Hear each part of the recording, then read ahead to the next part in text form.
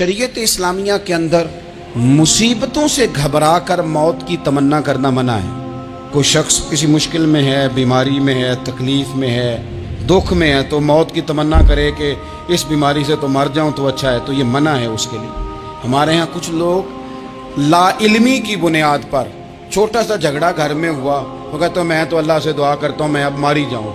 भाई आप इतनी सी बात नहीं सह सके और आपने इतनी सी बात पर इतनी बड़ी बात कर दी कि मैं अब चला ही जाऊं, और ये झगड़ों के अंदर आम लोग कह देते हैं, ये मना है।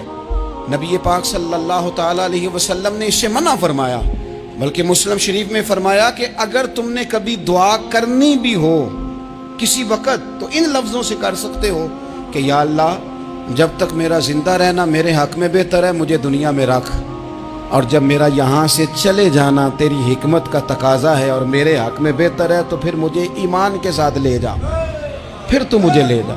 तमन्ना मौत की करना और मुसीबतों से घबरा कर करना, और भाई मुश्किलात में जीना तो हुसन है।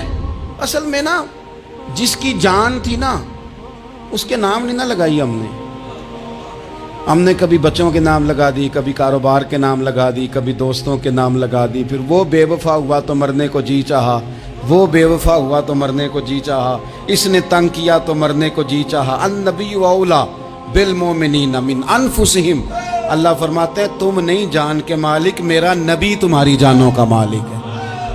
जान पावे ना जान मेरे महबूबा, मैं ते लगियां तोड़ नभेसा, रात तेरे विच रुल के मरसा, ते कदम न पिछा हटेसा, शहर तेरे दे टुकड़े मंगसा, ते तेरे कुत्तियां दे कदम चुमेसा।